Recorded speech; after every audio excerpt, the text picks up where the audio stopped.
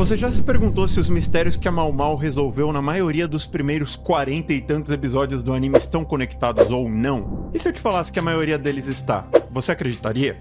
Bom, eu espero que sim, porque a relação entre eles tem nome, e se chama Princesa Loulan. Uma personagem misteriosa que para muitos nessa segunda temporada pode parecer uma das vilãs da história. Mas será que é esse mesmo caso? E é engraçado porque o que poucos se dão conta é que entender o passado da Loulan é fundamental para entender tanto o passado da Suirei, quanto os assassinatos e alguns eventos estranhos que acontecem em volta do Jinchi politicamente, assim como a maioria dos mistérios que a Mau Mau vem resolvendo desde o começo do anime.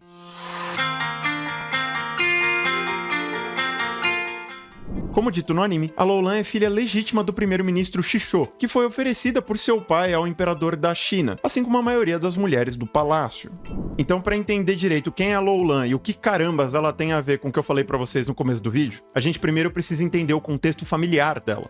A história de Kusuria no Hitorigoto, ou Os Diários de uma Apotecária, se passa numa realidade fictícia que retrata a China antiga, majoritariamente numa nação chamada Li.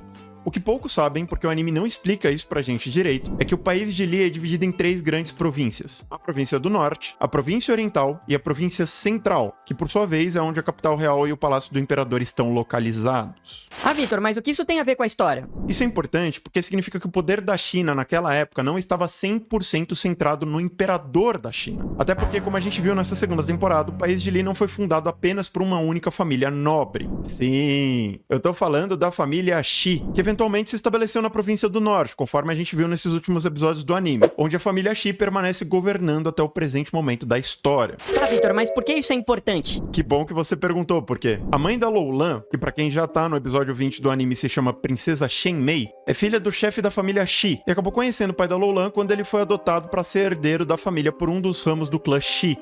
A partir daí, por motivos políticos, os pais da Loulan ficaram noivos, mas a boa notícia é que naquele momento eles realmente se amavam. Pelo menos isso, né?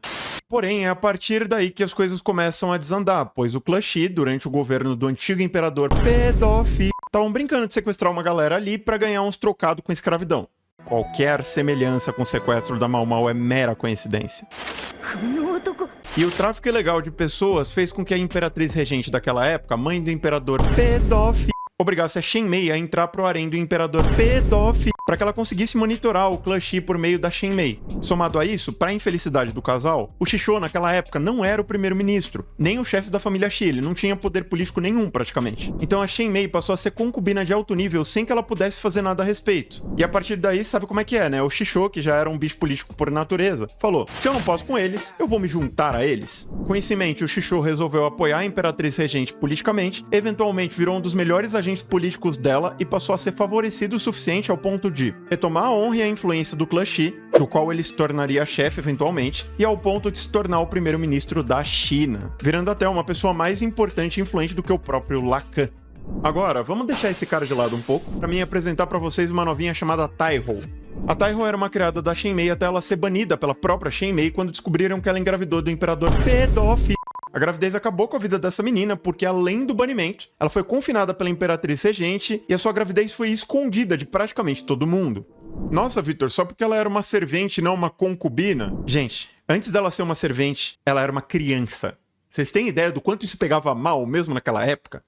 Mas enfim, o grande problema disso não é nem a menina ter engravidado, é que a gravidez ilegítima, entre várias aspas, acabou criando, no final das contas, uma segunda linha de sucessão ao trono.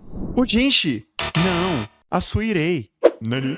Vocês lembram da treta que deu no parto da Aduo, onde a gente descobre, junto com a Mau Mau, que o pai adotivo dela foi punido e depois banido do palácio por ter deixado o filho da Aduo morrer para salvar uma vida de outra criança do imperador? O que ninguém esperava, incluindo a Mau Mau, era que existia uma chance do Jinchi, na verdade, ser filho da Aduo com o atual imperador da China e não com o imperador pedófilo. Da mesma forma que existia a chance do pai da Mau Mau ter sido punido e depois banido por algo que ele não fez de errado, na verdade, ele só irritou a imperatriz regente, justamente por não ter deixado nenhum dos bebês morrer. Nossa, Vitor, então a imperatriz regente queria que o Jinchi morresse? Não era o Jinchi, era o outro bebê. Da Taiho, que ao viver fez com que a ira da velha, da imperatriz regente, caísse sobre a Taiho e sobre o Lumen, responsável por ter dado à luz a filha dela. E vocês estão entendendo onde eu quero chegar, gente? A menina cresceu com pouco sabendo quem ela realmente era, sendo que uma dessas pessoas era ninguém mais, ninguém menos do que o primeiro-ministro Shisho, que acabou se casando com a irmã bastarda do atual imperador, depois que ela cresceu, é claro, e esse matrimônio deu origem à sua primeira filha, Shisui. Ô, Vitor, essa não é a Suirei? Calma, a gente vai chegar lá, porque alguns anos se passaram e o imperador pedófilo incompetente cedeu o trono para o seu legítimo herdeiro, ou seja, para o imperador atual.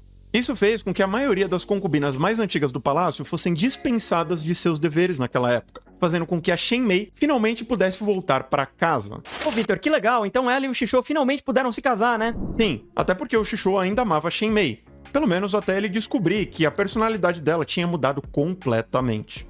E com isso, pra quem lembra do que eu disse no vídeo passado, sobre o ambiente tóxico em que as mulheres estão presas no Palácio do Imperador e são obrigadas a viver, a Shen Mei era uma mulher orgulhosa e independente que foi criada com status muito elevado. Mesmo assim, ela foi presa e obrigada a passar muito tempo nesse ambiente tóxico, sem ser devidamente tratada como a bela mulher que ela de fato era naquela época, devido aos gostos doentios daquele imperador imprestável. E aí imagina, logo depois que ela volta pra casa, ela percebe que o amado dela, além de ter roubado o cargo dela naquela família, ele tinha se casado com outra mulher, que pra piorar, era parente da família que ela mais abominava na vida dela. E ainda tinha dado cria.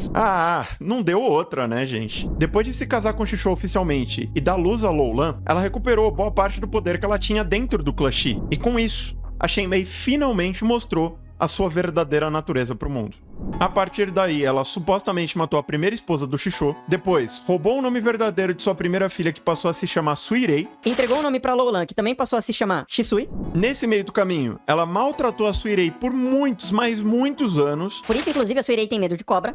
E pra fechar o pacotão, ela começou a maltratar consistentemente o marido dela, o Shisho, levando uma vida devassa com vários outros homens. Ah, Vitor, mas com exceção desses dois, a Shen Mei não fez mal pra ninguém, né? Na verdade, como vocês vão ver nesses últimos episódios da segunda temporada, a Shen Mei é literalmente a fonte de todo mal. Foi ela que planejou arruinar o país de Li, vulgo China, por acreditar que a família imperial era responsável por ter estragado a vida dela. Um motivo justo, talvez, se ela não tivesse envolvido tantas pessoas inocentes no processo só por ter raiva de 4 pessoas em específico. Afinal, movida por rancor e amargura, a Shen Mei começou a preparar o clã Shi para dar um golpe de estado, perseguindo e matando os membros do clã que se opunham a ela.